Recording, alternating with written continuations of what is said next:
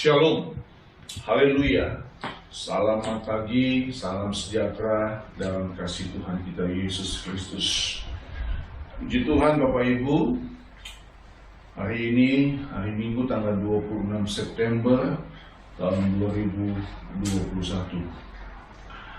Kita akan melihat lagi kebenaran firman Tuhan dengan judul yang berbeda seperti 3 minggu terakhir ini Bapak Ibu, tetapi ayatnya terdapat di dalam firman Tuhan ini di dalam 2 Korintus 5 ayat yang ke-10. Ini masih ada sedikit hubungan juga dengan khotbah yang minggu yang lalu, walaupun dengan judul yang berbeda, tetapi kita akan lihat satu kalimat yang harus benar-benar kalimat firman Tuhan ini membuat kita harus waspada. Mari kita sama-sama membuka Alkitab kita dalam 2 Korintus 5 ayat 10. Sebab kita semua harus menghadap tahta pengadilan Kristus, supaya setiap orang memperoleh apa yang patut diterimanya sesuai dengan yang dilakukannya dalam hidupnya ini, baik ataupun jahat.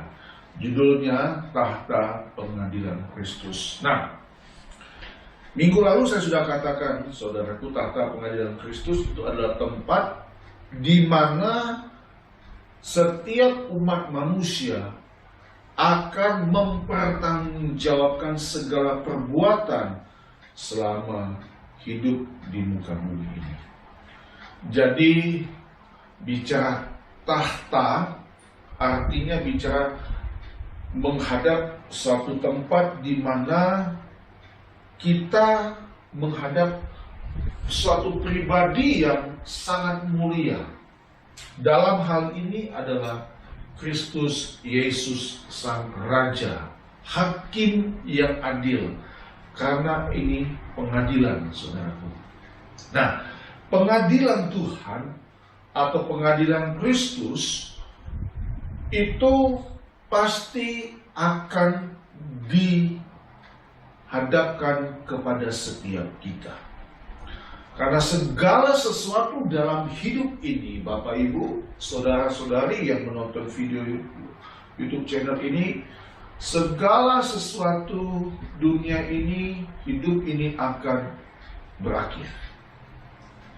Dan harus dipertanggungjawabkan apa yang kita kerjakan, apa yang dilakukan dalam hidup kita ini, baik ataupun jahat, kata firman Tuhan.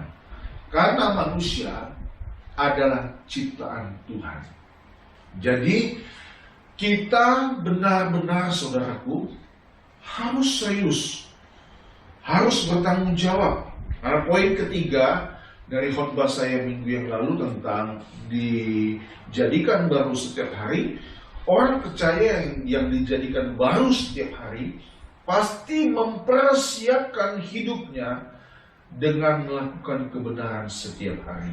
Karena ini berkaitan dengan 2 Korintus 5 ayat 10 ini, Bapak Ibu. Saudara perhatikan, kata sebab kita semua harus menghadap. Jadi mau lari kemana? Saya katakan tadi kita adalah ciptaan.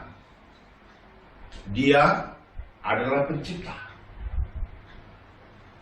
Nah, saudara-saudaraku, kita tidak akan takut, saudaraku. Kita tidak akan takut menghadap pengadilan akhir ini kalau hidup kita yang kita jalani sampai nanti kita menutup mata adalah hidup yang benar-benar berkenan kepadanya. Poin ketiga yang saya katakan tadi ya, yang tadi saya sudah bilang, kita persiapkan hidup kita dengan melakukan kebenaran setiap hari. Nah, selain saudara, selain bersedia kita mengalami pembaharuan hidup setiap hari, dijadikan baru setiap hari, sebetulnya ada beberapa hal poin penting di sini yang saya catat yang perlu kita persiapkan dengan sangat serius. Sangat serius, saudaraku. Ya, menilik dari usia hidup kita, yang jelas semakin hari kita semakin tua, saudara, ya. Umur kita akan tetap terus bertambah, yang sampai di mana kita tidak tahu akan kapan berakhir. Nah, ada beberapa poin yang saya mau bagikan kepada kita sebagai perenungan yang sangat penting pada hari ini. Di hari Minggu ini tanggal 26 September tahun 2021, agar kita mempersiapkan dengan serius, saudaraku, untuk kita dibawa menghadap takhta pengadilan Kristus. Yesus Kristus 2000 tahun yang lalu mengalami pengadilan yang tidak adil, yang akhirnya dia harus mati di atas kayu salib. Tapi itu adalah rencana Bapa. Kelak nanti, suatu hari nanti, di akhir zaman, dunia berakhir, dia akan tampil sebagai hakim. Saudara, tak ada sesuatu yang akan tersembunyi. Tidak ada. Karena itu, hari ini saya benar-benar ingin saudara mendengar dan menyimak beberapa hal penting yang perlu kita persiapkan dengan sangat serius sebelum nanti kita menghadap tahta pengadilan Kristus, dan itu pasti terjadi. Yang pertama, saudaraku, saya mengajak saudara untuk membuka Mazmur 37 ayat 27. Mazmur ini minggu lalu saya sudah bagikan juga, tapi kita akan lihat kembali, dan nanti ada beberapa ayat untuk menambah dari poin yang pertama ini, apa yang harus kita persiapkan. Mari kita buka Mazmur 37 ayat 27. Bunyi firman Tuhan berkata begini, saudaraku. Jauhilah yang jahat dan lakukanlah yang baik, maka engkau akan tetap tinggal untuk selama-lamanya. Yang pertama, saudaraku, saya catat di sini. Saudara, perhatikan ini. Yang perlu kita persiapkan sebelum nanti di akhir dari dunia ini kita menghadap tahta pengadilan Kristus. Yang pertama, menaburlah yang baik dan jauhilah kejahatan. Itu yang pertama.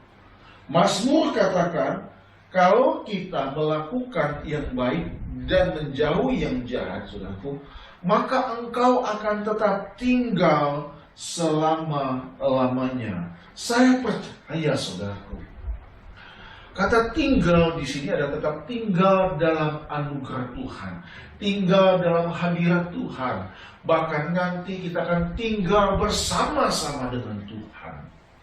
Amin, saudaraku. Menaburlah yang baik. Yang pertama, menaburlah yang baik dan jauhilah kejahatan, saudaraku. Saudara, saya merasa tidak perlu saya terlalu banyak jauh poin yang pertama ini, kata terlalu panjang. Tapi saudara bisa mengerti, bisa melakukan apa itu yang baik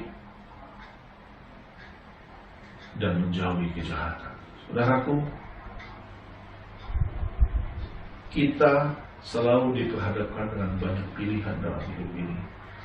Mulai dari kita bangun pagi, memulai aktivitas dengan banyak pilihan. Dan dalam pilihan ini, saudaraku, pikiran ini selalu bermain. Bermain di sini adalah Kita yang menentukan, saudaraku. Kita mau mengambil apa? Apa yang mau kita lakukan? Apa yang kita mau kerjakan?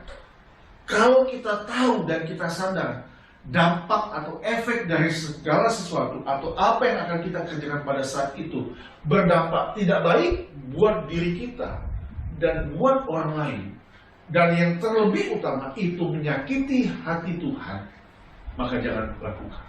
Saudara, untuk menambah ayat dalam poin pertama ini, saya mengajak saudara untuk melihat di dalam kitab Pengkhotbah. Di dalam kitab Pengkhotbah, pasal yang ke-12 atau pasal yang terakhir dan ayat yang terakhir, saudara. Pasal 12 dari Pengkhotbah ayat 14. Perhatikan. Karena Allah akan membawa setiap perbuatan ke pengadilan. Sama ya? Seperti ayat mas kita hari ini, saya ulangi. Karena Allah akan membawa setiap perbuatan ke pengadilan yang berlaku atas segala sesuatu yang tersembunyi, entah itu baik, entah itu jahat. Nah, saudara, ternyata dalam Pengkhotbah atau dalam surat Perjanjian Lama juga ditulis bahwa manusia, saya dan saudara, apa yang kita lakukan dalam hidup ini, baik itu tersembunyi, entah itu baik, entah itu jahat, semua akan dibawa di hadapan Allah Bapa, di hadapan tahta pengadilan Kristus, kata kitab Korintus. Saudara, maka itu yang pertama, menaburlah yang baik, saudaraku. Menabur yang baik. Jangan berpikir untuk kita segera menuai, tapi kita menabur, saudaraku. Saudara, dalam perumpamaan di dalam Injil, Yesus katakan firman itu ditabur di tanah yang baik, maka dia akan tumbuh, dia akan berguna, dia akan bermanfaat. Saudara, menabur yang baik, kita tidak pernah tahu kapan hasilnya, tetapi hasil pasti akan selalu baik. Saya percaya Tuhan memperhitungkan segala sesuatu. Jelas, di sini dikatakan dalam Pengkhotbah yang tersembunyi. Maka sebagai hamba Tuhan, melalui khotbah pada hari ini, saya mau mengingatkan bagi kita semua, mari Bapak Ibu, di tengah-tengah keadaan situasi dunia yang serba tidak menentu, dunia yang semakin hari menuju kepada kehancuran dan kegelapan ini, saudaraku, kita tetap menabur yang baik. Amin, saudaraku. Satu ayat lagi saya tambahkan di poin pertama, di dalam Roma 12 ayat yang ke-17. Bunyi firman Tuhan begini, janganlah membalas kejahatan dengan kejahatan, lakukanlah apa yang baik bagi semua orang. Haleluya, saudaraku. Kitab suci, firman Tuhan tidak pernah mengajar kita untuk berbuat kejahatan. Karena Tuhan yang kita sembah adalah Tuhan yang penuh dengan kebaikan dan kemurahan. Pasti dia Tuhan yang hidup. Allah yang kita sembah dalam nama Tuhan Yesus mengajar saya dan saudara untuk tidak membalas kejahatan dengan kejahatan, tapi justru melakukan apa yang baik bagi semua orang. Saudara, berat ya. Untuk orang yang berbuat baik kepada kita, kita bisa berbuat baik. Tapi bagaimana dengan orang yang berbuat jahat kepada kita? Di sini tantangannya luar biasa, saudaraku. Tapi percayalah, saudaraku, kalau kita mampu untuk melakukan hal begitu, maka saya percaya nanti di hadapan tahta pengadilan Kristus, kita tidak akan takut, saudaraku. Karena kita tahu, selama kita hidup dalam dunia ini, kita menabur yang baik. Haleluya. Puji Tuhan. Ini persiapan. Suatu hari kelak nanti pasti terjadi. Jadi apa yang saya sampaikan pada hari ini, saudara-saudaraku, benar-benar mengajak kita semua, mengingatkan kita semua. Kalau kita mau menerapkan ini dalam hidup kita hari demi hari, saudara-saudaraku, maka kita akan menemui kebahagiaan yang luar biasa. Dan kita tidak akan takut di hadapan Allah, di tahta pengadilan Kristus, kalau selama hidup kita mau menabur yang baik dan menjauhi kejahatan. Karena kejahatan, saya bicara kejahatan ini kaitannya dengan dosa, saudara-saudara. Ya, jangan sampai hidup kita meleset. meleset dari hadirat Tuhan, meleset dari keinginan Tuhan. Kita mau hidup dalam kejujuran, saudara. Itu yang pertama. Yang kedua, saudaraku, yang perlu kita persiapkan dengan serius sebelum kita menghadap tahta pengadilan Kristus. Kita membuka Matius 6. Matius pasal 6 ayat yang ke-33. Saya baca untuk kita semua. Matius maksud saya, maaf ya. Matius pasal 6 ayat 33. Tetapi carilah dahulu kerajaan Allah dan kebenarannya, maka semuanya itu akan ditambahkan kepadamu. Saya ulangi, tetapi carilah dahulu kerajaan Allah dan kebenarannya, maka semuanya itu akan ditambahkan kepadamu. Memang khotbah Yesus di bukit ini bicara tentang hal kekhawatiran, saudara-saudaraku. Konteks Matius pasal 6 ini tentang hal kekhawatiran, khususnya mulai dari ayat 25 sampai 34. Tetapi saudaraku, poin yang penting yang saya mau share kepada kita semua, yang perlu kita persiapkan dengan serius sebelum nanti kita akan menghadap tahta pengadilan Kristus. Apa, saudaraku? Mengikat persekutuan yang kuat dengan Tuhan. Nah, ini yang sangat prinsipil. Ini yang sangat penting, saudaraku. Ini yang tidak boleh kita abaikan, kita sepelekan, bahkan kita lupakan. Mengikat persekutuan yang kuat dengan Tuhan. Matius berkata, carilah dahulu kerajaan Allah dan kebenarannya. Ada ayat-ayat sebelumnya untuk manusia, untuk setiap orang, tidak usah khawatir dengan kehidupannya. Asal kita mau melakukan apa yang Tuhan kehendaki, maka kita pasti dipelihara oleh Tuhan. Karena Tuhan katakan, aku pelihara burung di udara, aku memelihara bunga bakung di ladang. Masakah kita tidak percaya? Nah, saudaraku, mengikat persekutuan yang kuat dengan Tuhan, ini penting. Yang kedua, saya selalu suka mengatakan, saudaraku, perjalanan hidup kita yang nanti akan berakhir, tentu semua kita akan rindu untuk masuk dalam kerajaan sorga milik Bapa. Bapa sang penguasa sorga yang kekal ini. Kita harus kenal Dia. Kita harus kenal Dia. Bukan sekedar kita menyebut namanya, tapi Dia pun juga mengenal kita. Saudaraku, tidak ada tuan rumah yang dengan sekonyong-konyong bisa secepat itu untuk mempersilahkan tamu asing atau orang yang tidak dia kenal yang datang mengetuk pintu rumahnya.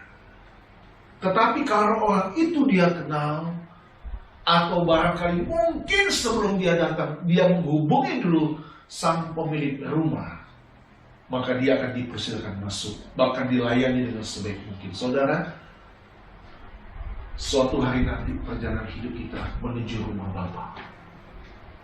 Kalau tadi saya katakan, orang ini yang akan menuju ke tempat dia nanti itu menghubungi dulu, supaya tuan rumah mempersiapkan diri atau tidak kaget dengan kedatangan dia. Pun demikian, saudaraku, mulai saat hari ini kita mau ada semacam kontek-kontekan dengan Tuhan. Saya pakai istilah bahasa yang sederhana, saudara, ya, bahasa komunikasi. Ada jalur khusus. Kita punya apa? Punya channel khusus untuk selalu berdoa. Karena saya percaya, saudaraku, kalau kita menabur yang baik, yang kaitan pertama, kita bersekutu dengan Tuhan, mengikat persekutuan yang kuat dengan Tuhan. Saya percaya kelak nanti di hadapan Tuhan, oh, ini yang suka memanggil namaku, ini yang selalu menyebut-nyebut aku di dalam doanya. Amin, Bapak Ibu, Saudara. Mari kita dengan serius untuk mencari dahulu kerajaan Allah dan kebenarannya. Temukan dulu Tuhan dalam hidup kita. Tuhan itu luar biasa, saudara. Waduh, kita tidak hanya cukup baca Alkitab, kita harus benar-benar mengalami Tuhan dalam hidup. Karena Tuhan itu besar. Kemahakuasaan itu susah untuk dilukiskan dengan kata-kata, saudaraku. Tapi saya percaya kalau kita mau setia menabur yang baik, menjauhi kejahatan, dan mau mengikat persekutuan yang kuat dengan Tuhan, maka kita tidak akan gentar nanti di hadapan tahta pengadilan Kristus. Mulai hari ini, kita melatih diri kita, saudaraku. Melatih diri kita. Ayo, berdoa. Bangun pagi berdoa dulu, saudaraku.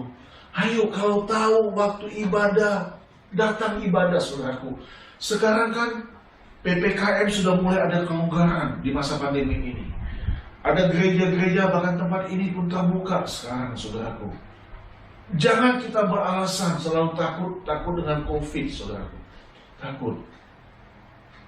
Tapi kita yang memang malas dan tidak niat untuk mencari Tuhan.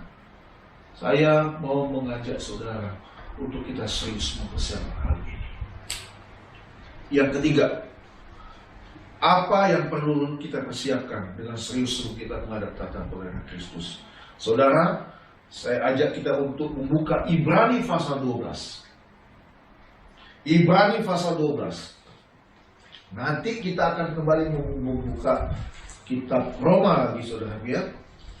Ibrani pasal yang ke-12 ayat 14. Nah, saya baca untuk kita semua. Berusahalah hidup damai dengan semua orang dan kejarlah kekudusan. Sebab tanpa kekudusan tidak seorang pun akan melihat Tuhan. Nah, saudara, poin yang ketiga, apa yang perlu kita persiapkan dengan serius sebelum kita menghadap tahta pengadilan Kristus? Hiduplah berdamai dengan sesama dan hiduplah dalam kesucian. Saya ulangi, hiduplah berdamai dengan sesama kita manusia dan hiduplah dalam kesucian. Bahkan kalau saya boleh tambahkan, saudara, bukan saja kita berdamai dengan sesama kita, tapi dengan lingkungan alam pun kita berdamai.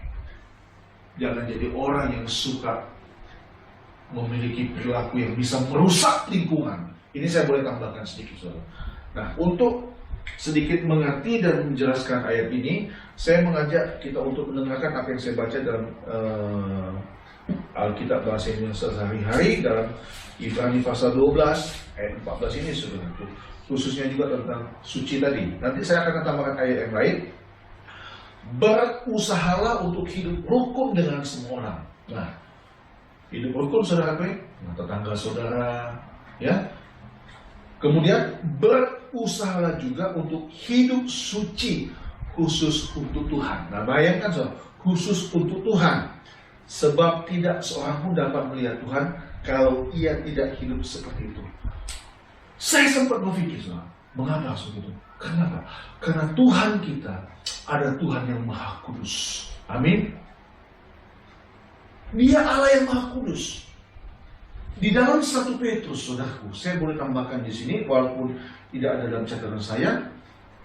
Dalam 1 Petrus ayat pasal 1 Petrus 1 ayat 15. Tetapi hendaklah kamu menjadi kudus di dalam seluruh hidupmu, sama seperti Dia yang kudus. Nah, sama seperti Dia yang kudus yang telah memanggil kamu, ayat 16, sebab ada tertulis, kuduslah kamu, sebab aku kudus. Artinya, saudara-saudaraku, kita harus berjuang untuk memiliki kesetaraan dengan Bapa di surga. Nah, untuk menambahkan ayat ini, saya tambahkan lagi di dalam Roma 12 ayat 8. Untuk menambah poin ini, saya mengajak kita semua untuk buka Roma 12 ayat 18. Dalam kitab Roma 12 pasal 12 tadi, ayat 18-nya.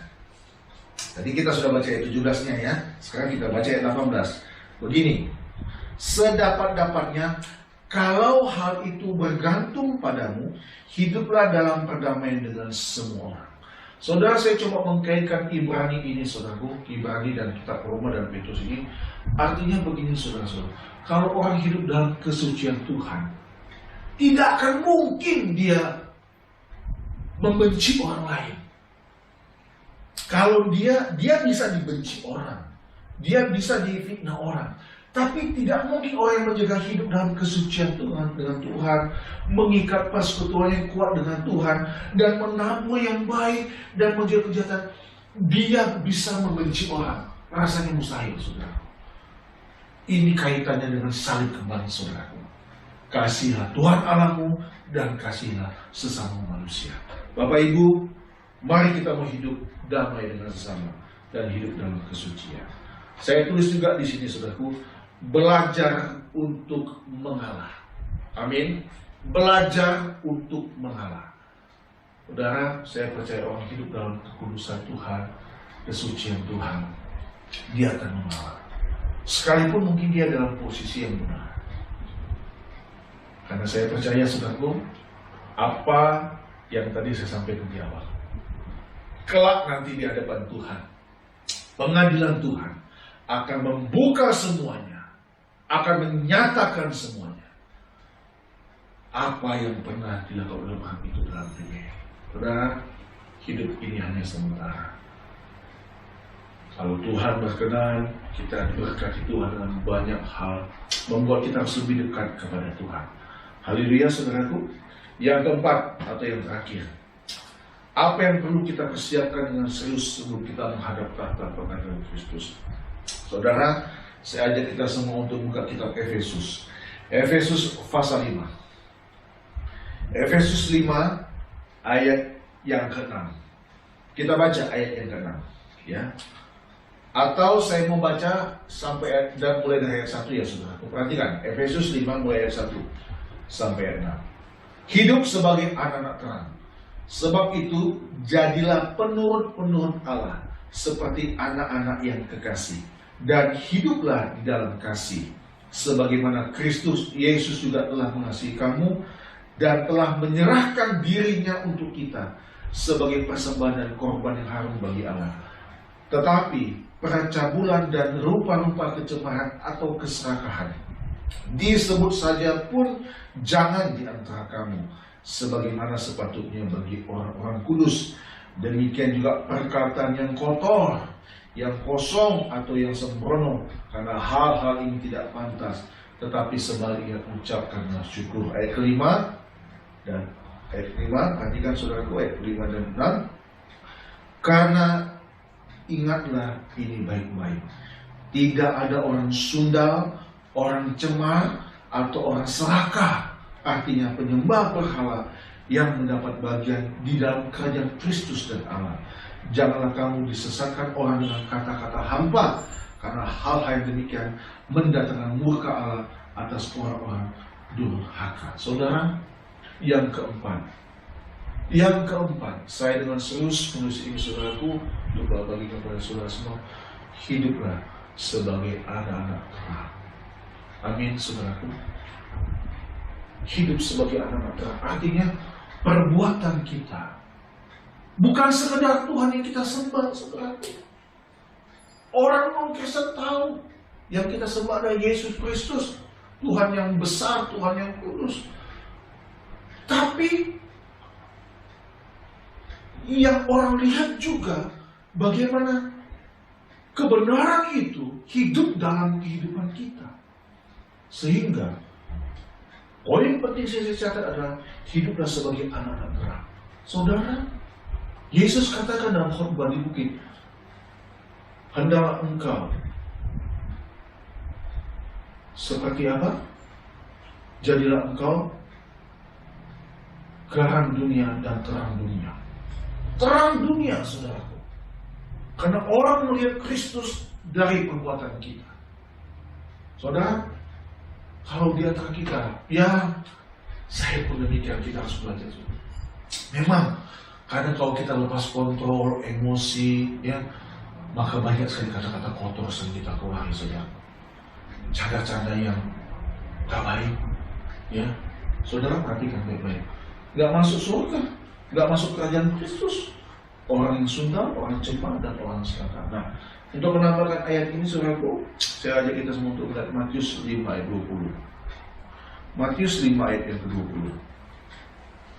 Matius 5 ayat yang ke-20 bunyi firman Tuhan begini. Maka aku berkata kepadamu, Jika hidup keagamaanmu tidak lebih benar daripada hidup keagamaan ahli-ahli Taurat dan orang-orang Farisi, sesungguhnya kamu tidak akan masuk ke dalam kerajaan surga. Saudara, jangan iri hati, jangan dengki, ya, jangan serakah. Orang cabul yang tadi dibilang dalam kitab Efesus tadi tidak akan mungkin masuk dalam kerajaan surga. Gak mungkin. Jadilah anak-anak Tuhan yang membawa terang dalam hidup ini, saudara. Ya, jadi jangan jadi orang cemar. Jadi jangan jadi orang serakah, jadi penyembah berhala. Yesus katakan dalam khotbah di bukit ini, kita harus hidup lebih di atas rata-rata. Nah, saudaraku, ini yang membuat kita harus berjuang dengan sungguh-sungguh dalam hidup ini. Haleluya, saudaraku. Mari kita mau belajar pada hari ini, saudaraku. Karena masalah paling besar dalam hidup ini, saudaraku, bukanlah masalah ekonomi, bukan masalah keuangan, bukan masalah keluarga. Masalah paling besar dalam hidup ini adalah bagaimana nanti keadaan kita di hadapan Tuhan, di hadapan tahta pengadilan Kristus. Jadi mari persiapkan hidup kita dengan sebaik-baiknya. 4 hal ini saya bagikan kepada kita semua. Menaburlah yang baik dan jauhilah kejahatan. Mengikat persekutuan yang kuat dengan Tuhan. Hidup damai dengan sesama dan hidup dalam kesucian. Dan mau hidup sebagai anak terang yang membawa terang Tuhan dalam kehidupan ini. Saudara, selamat berjuang. Selamat berjuang. Di tengah-tengah dunia Indonesia masih pandemi ini, tetap jaga protokol kesehatan. Tapi tetap jaga iman kita. Ya, jaga hati kita. Jaga mulut kita untuk tidak mengeluarkan kata-kata yang sembarangan, yang sia-sia. Kita belajar dan menabur yang baik demi untuk kemuliaan bagi nama Tuhan. Tuhan Yesus memberkati kita semua. Terpujilah nama Tuhan untuk selama-lamanya. Haleluya. Haleluya. Puji Tuhan.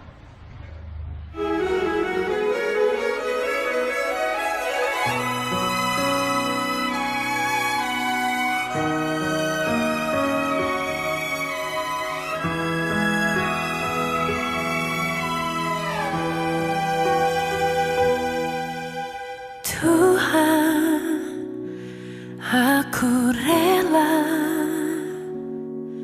mengosongkan bejana jiwaku ini